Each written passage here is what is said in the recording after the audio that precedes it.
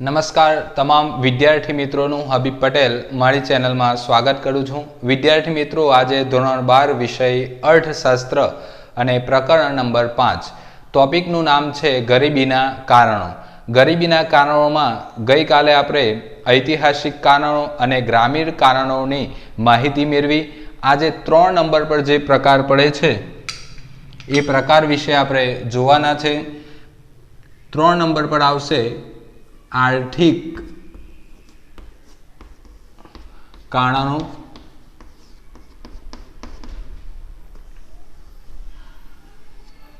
विद्यार्थी मित्रों, गई काले आपणे जे कारणों की चर्चा करी हती एक बार फरी एनी चर्चा करी लईए। जेम के सौथी पहला गरीबीना कारणों पूछाय तो तमारे 1 नंबर पर ऐतिहासिक कारणों लखवाना छे, 2 नंबर पर ग्रामीण गरीबीना कारणों लखवाना, 3 नंबर पर आर्थिक कारणों आवशे, 4 नंबर पर सामाजिक कारणों आवे अने 5 नंबर पर अन्य कारणों तमारे लखवाना होय छे। तो ऐतिहासिक कारणों की आपणे चर्चा करी लीधी। एमां सौथी पहला तमारे जे लखवानुं हतुं के भारत इतिहासकारो एम जणावे छे के 17મી सदीमां भारत एक शहरीकृत अने व्यवसायलक्षी राष्ट्र हतो अथवा तो देश हतो। कारण के भारत देशनी अंदर सुतराव कापड़नुं मोटा पाये उत्पादन करवामां आवतुं, तेनी निकास पण करवामां आवती हती। साथे साथे मरी मसाला, तेजाना अने चोखानी पण निकास करवामां आवती हती। तो आवी बधी बाबतोने ध्यानमां राखीने आपणे कही शकीए के भारत एक शहेरोनो सारो विकास थयो हतो अने वेपार वाणिज्यनो पण विकास सारा एवा प्रमाणमां थयो हतो। पण परिस्थिति त्यांथी बगड़ती गई कि ज्यारे विदेशी प्रजानुं भारत देशनी अंदर आगमन थयुं।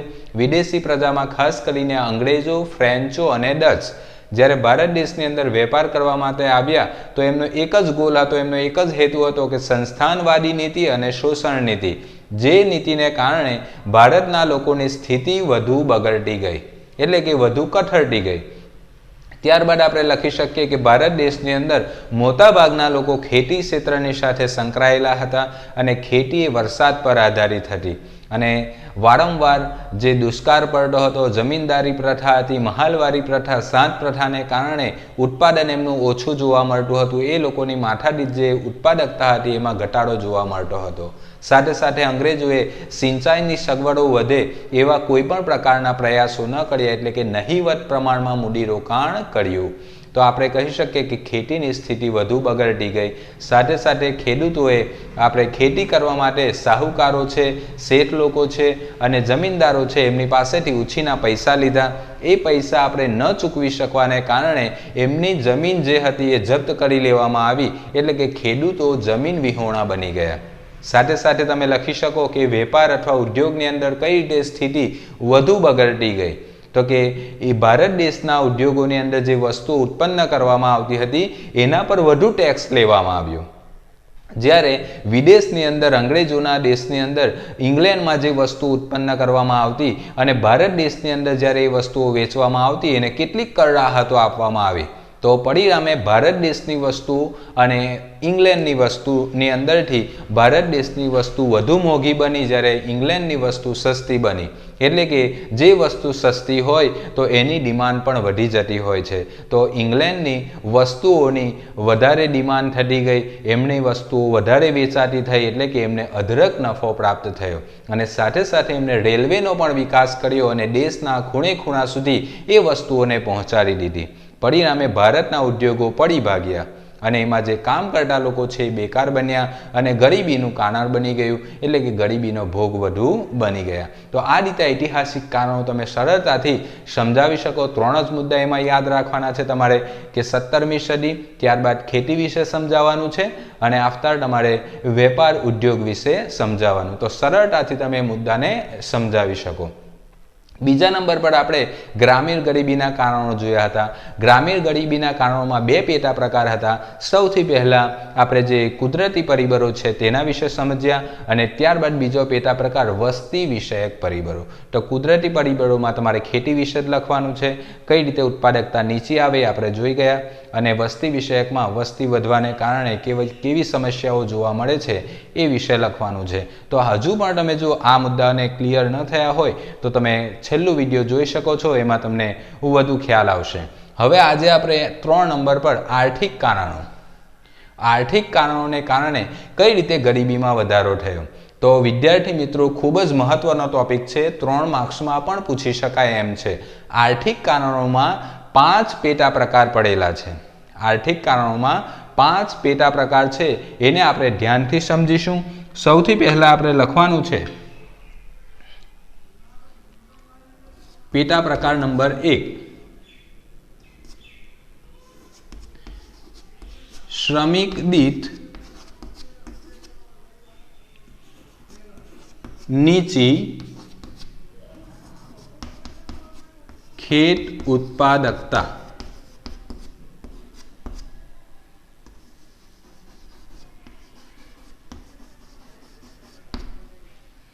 હવે શ્રમિક દીઠ નીચી ખેત ઉત્પાદકતાને કારણે કઈ રીતે ગરીબીમાં વધારો થાય. તો શ્રમિક એટલે કે અહીંયા આપણે જે વ્યક્તિ કામ કરે છે એ વ્યક્તિની નીચી ખેત ઉત્પાદકતા જોવા મળે છે, એટલે કે માથાદીઠ આવક એની નીચી જોવા મળે છે. કઈ રીતે? તો અહીંયા આપણે ખેતી ક્ષેત્રને ધ્યાનમાં રાખવાનું છે.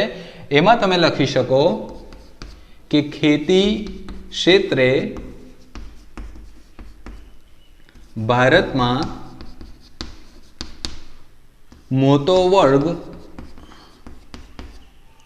જોડાયેલો છે.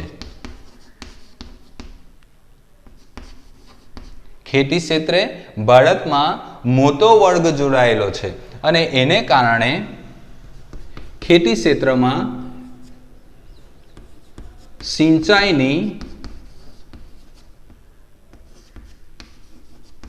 અપૂરતી સવલતો સાથે સાથે તમે લખી શકો અપૂરતી ટેકનોલોજી,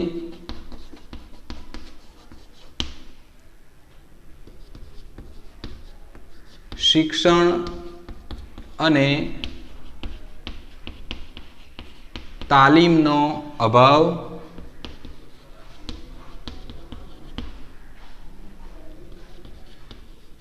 નીચું મૂડીરોકાણ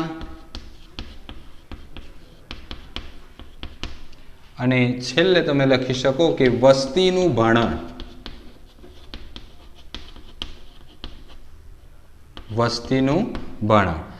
આ પરિબળોના કારણે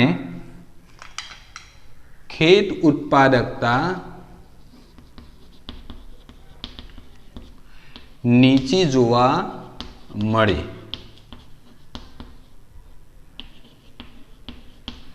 અને એમનું જીવન ધોરણ નીચું આવ્યું. શ્રમિક દીઠ ખેત ઉત્પાદકતા કઈ રીતે ઘટાડી આપણે ઓછી જોવા મળી, એમાં આપણે લખી શકીએ કે આજે પણ ભારત દેશની અંદર જે મોટો વર્ગ છે, વધારે વસ્તીનો વર્ગ છે, એ ખેતી ક્ષેત્રની સાથે સંકળાયેલો છે. હવે ખેતી ક્ષેત્રની અંદર વધારે ઉત્પાદન કેમ નથી થતું અથવા તો વધારે ઉત્પાદકતા શ્રમિકની કેમ નથી આવતી, એ માટે કેટલાક પરિબળો જવાબદાર છે. એમાં આપણે વાત કરીએ તો સિંચાઈની જે અપૂરતી સવલતો છે. આજે પણ દેશની અંદર જે ખેતીનો વિસ્તાર છે એમાંથી જે સિંચાઈનો વિસ્તાર છે એ ખૂબ ઓછો છે. આજે પણ એવી જમીન છે કે જ્યાં વર્ષની અંદર 1 કે 2 વખતે પાક લેવામાં આવે છે, એટલે કે સિંચાઈની અપૂરતી સવલતો જોવા મળે છે. સાથે સાથે જે ખેડૂત ખેતી કરે છે તો એ ટેકનોલોજીનો ઉપયોગ નથી કરતો, એટલે કે ટેકનોલોજીનો ઉપયોગ ન કરવાને કારણે ઉત્પાદકતા આપણે ઓછી આવી જાય છે. સાથે સાથે શિક્ષણ અને તાલીમનો પણ અભાવ હોય છે. જે ખેડૂતો ખેતી કરે છે એમને કઈ પદ્ધતિથી ખેતી કરવી જોઈએ જેના કારણે ઉત્પાદનમાં વધારો થાય, તો એમને શિક્ષણ પણ ન મળેલું હોય, એટલે કે તાલીમનો અભાવ હોય, એટલા માટે પણ ઉત્પાદન અને ઉત્પાદકતા નીચી આવે છે. સાથે સાથે ખેતીની અંદર જે ખરેખર મૂડીરોકાણ કરવું જોઈએ એ મૂડીરોકાણનો જે દર છે એ પણ ખૂબ જ નીચો હોય છે, એટલા માટે ઉત્પાદન અને ઉત્પાદકતા ઓછી આવે છે. અને ભારત દેશની અંદર વાત કરીએ તો વસ્તીનું જે ભારણ છે એ સતત વધતું ગયું છે. વસ્તીનું ભારણ વધવાને કારણે સાથે સાથે સંયુક્ત કુટુંબ પ્રથાની અંદર લોકો રહેતા હોવાને કારણે એક કરતાં વધારે લોકો ખેતી ક્ષેત્રની અંદર રોકાય તો એના કારણે અહીંયા નીચી માથાદીઠ આવક આવતી હોય છે, એટલે કે શ્રમિક દીઠ નીચી ઉત્પાદકતા જોવા મળે છે અને આપણે કહી શકીએ કે એમનું જીવન ધોરણ પણ નીચું આવે અને ગરીબીની અંદર વધારો કરે છે અથવા તો ગરીબીમાં વધારો થાય છે. 1 નંબરમાં તમારે આ વસ્તુ યાદ રાખવાની છે. હવે 2 નંબર પર આપણે લખીએ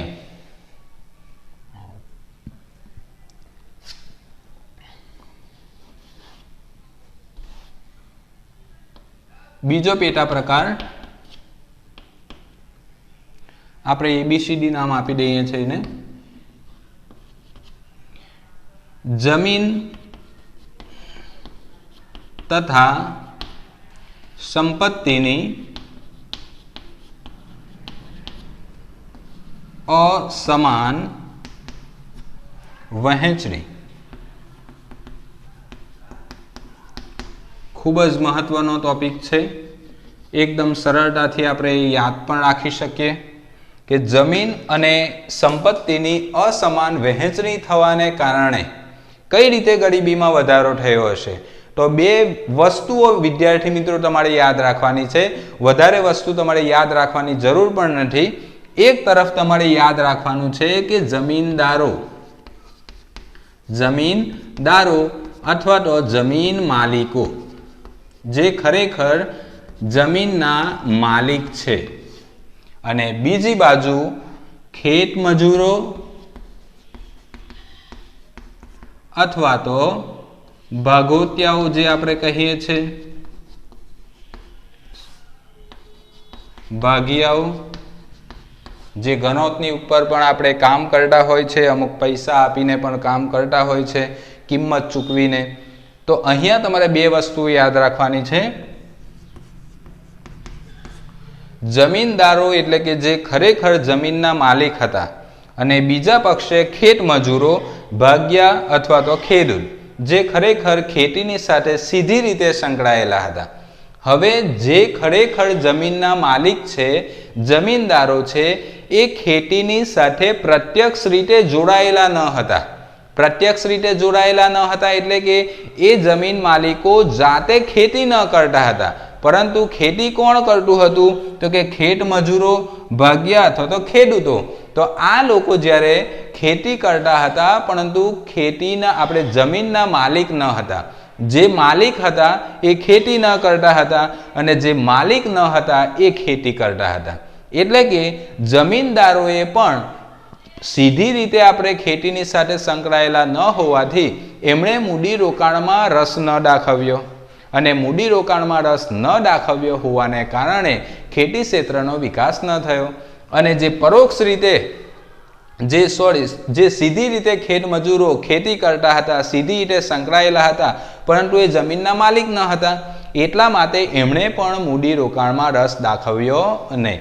બંને પક્ષે મૂડીરોકાણ ન થવાને કારણે જે ખેત ઉત્પાદન વધવું જોઈએ અને ખેત ઉત્પાદકતામાં વધારો થવો જોઈએ એ વધારો થયો નહીં. એટલે કે ખેત ઉત્પાદકતા નીચી જોવા મળી, નીચી ખેત ઉત્પાદકતા જોવા મળી અને એના કારણે આપણે કહી શકીએ કે ગરીબીનું સર્જન થયું અથવા તો ગરીબીમાં વધારો જોવા મળ્યો. તો આ રીતે 2 જ વસ્તુ યાદ રાખીને બીજા પેટા પ્રકારને આપણે સરળતાથી યાદ રાખી શકીએ. 3 નંબર પર આપણે લેવાનું છે નાના અને ગૃહ ઉદ્યોગોનો ઓછો વિકાસ અથવા તો અલ્પ વિકાસ પણ તમે લખી શકો. પાઠ્યપુસ્તકમાં અલ્પ શબ્દ આપેલો છે, અલ્પ લખો કે ઓછો લખો, બંને સરખું જ છે. ઓકે.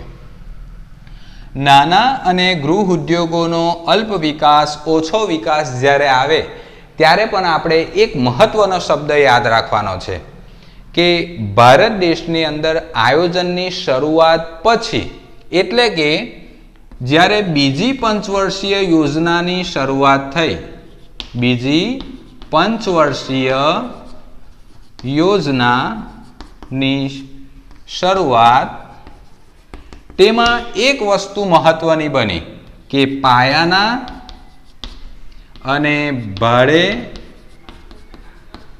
ઉદ્યોગોને વધારે મહત્વ આપ્યું.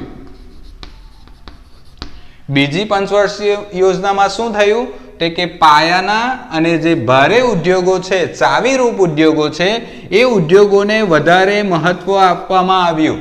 તો એના કારણે શું જોવા મળ્યું કે જે ગ્રામ્ય વિસ્તારની અંદર, ગ્રામ્ય વિસ્તારમાં જે નાના ઉદ્યોગો છે, નાના અને સાથે સાથે કહી શકીએ કે ગૃહ ઉદ્યોગો,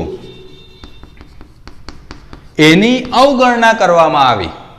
એક બાજુ બીજી પંચવર્ષીય યોજનામાં આપણે પાયાના અને ભાડે ઉદ્યોગોને વધારે મહત્વ આપી દેવામાં આવ્યું અને સાથે સાથે એમ કહી શકીએ કે ગ્રામ્ય વિસ્તારની અંદર ખરેખર જે નાના ઉદ્યોગો છે અને ગૃહ ઉદ્યોગો છે, એ ગૃહ ઉદ્યોગોની અવગણના કરવામાં આવી. હવે પ્રશ્ન, સમસ્યા ક્યાંથી ઉદ્ભવે કે જે પાયાના અને ભારે ઉદ્યોગો છે એ યંત્રોથી વધારે ચાલતા હોય, યંત્રોથી વધારે ઉત્પાદન કરવામાં આવતું હોય અને આ ઉદ્યોગોમાં શ્રમિકોની ઓછી જરૂર પડે. એટલે કે આ ઉદ્યોગોમાં વસ્તુનું ઉત્પાદન તો થયું, પરંતુ શ્રમિકોની વધારે જરૂર ન હોવાથી શ્રમિકોને વધારે રોજગારી આપી શક્યા નહીં. પરંતુ ખરેખર રોજગારી આપી શકે એવા કયા ઉદ્યોગો હતા? તે કે નાના ઉદ્યોગો અને ગૃહ ઉદ્યોગો. પરંતુ આ નીતિ જે અમલમાં મૂકી હતી તો એ ખામીભરી અહીંયા દર્શાવાઈ ગઈ. એટલા માટે ભારત દેશની અંદર એક તરફ વસ્તીનો પુરવઠો વધતો જ ગયો, વસ્તી વધતી જ ગઈ, વસ્તીનો પુરવઠો વધતો ગયો, રોજગારી આપણે કહી શકીએ કે વધારે આપી શક્યા નહીં, એટલે કે રોજગારીની અંદર ઘટાડો જોવા મળ્યો.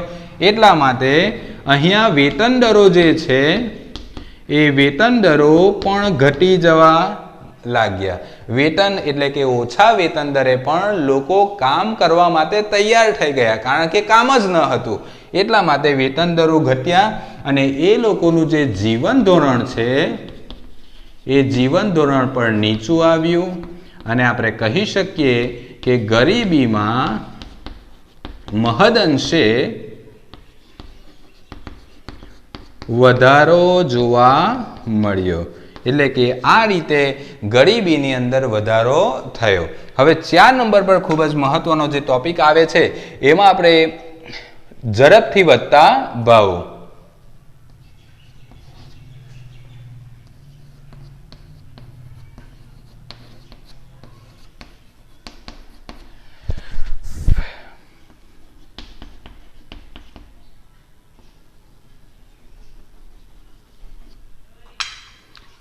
હવે ઝડપથી વધતા ભાવોની અંદર તમે શું લખી શકો કે વારંવાર દેશની અંદર યુદ્ધ થાય, સાથે સાથે દુષ્કાળ આવે, રાષ્ટ્રીય ઉત્પાદન નીચું આવે, માંગની અંદર વધારો થતો જાય, ઉત્પાદન ખર્ચની અંદર આપણે વધારો થતો જાય, એટલા માટે ભાવો કેવા થઈ જાય તે કે વધી જાય. કઈ કઈ પદ્ધતિના કારણે?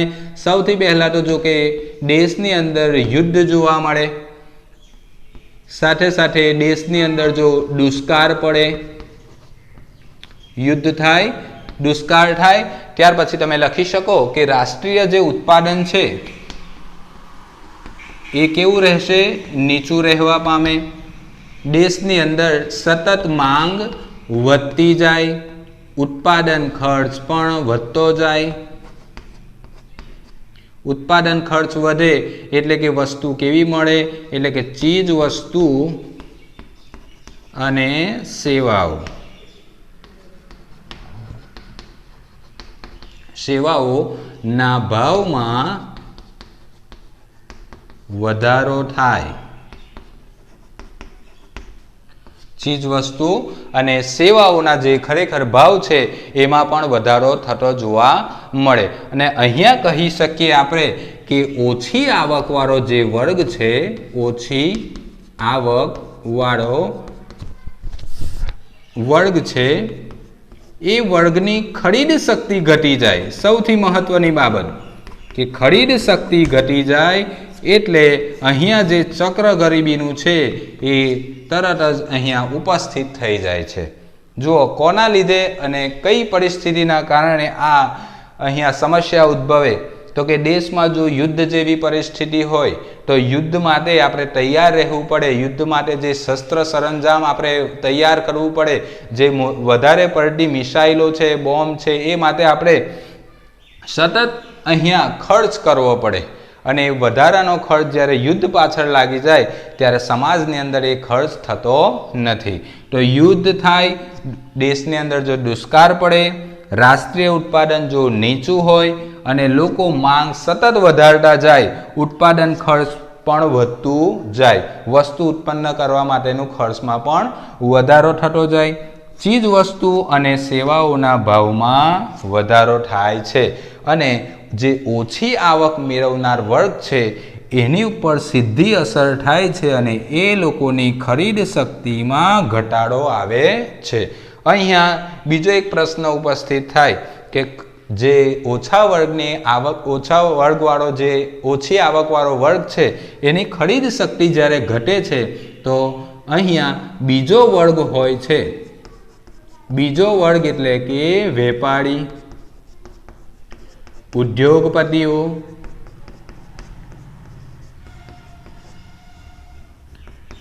વગેરેને વધુ નફો મળે છે, વધુ નફો મળતો હોય છે.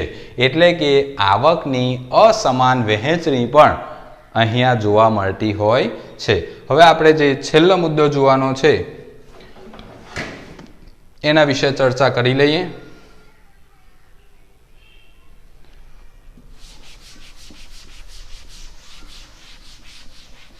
પાંચમો પેટા પ્રકાર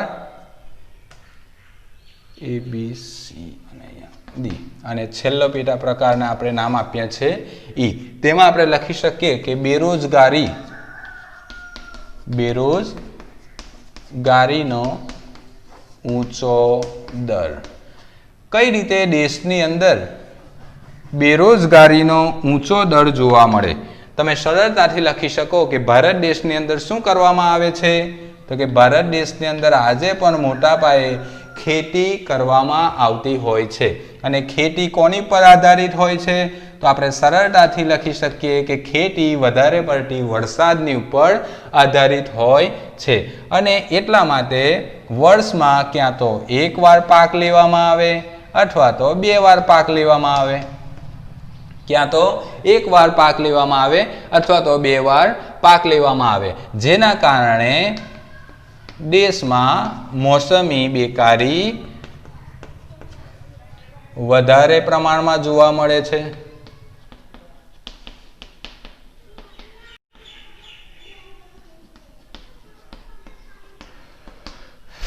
સાથે સાથે આપણે કહી શકીએ કે ભારત દેશની જે વસ્તી છે એ વસ્તીની અંદર પણ શું જોવા મળે છે કે ભારત દેશની વસ્તીમાં પણ વધારો થતો જોવા મળે છે.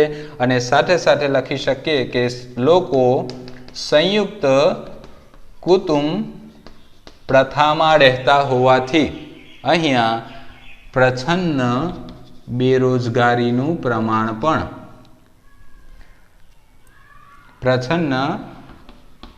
બેરોજગારીનું પ્રમાણ વધારે જોવા મળે છે. અને સાથે સાથે પૂરક વસ્તુઓનો જે ભાવો છે એ પણ અહીંયા વધતા જાય છે.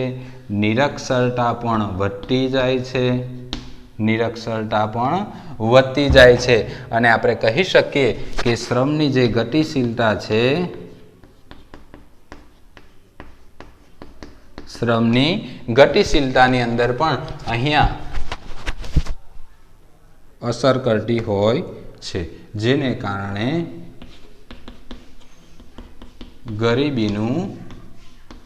ગરીબીના પ્રમાણમાં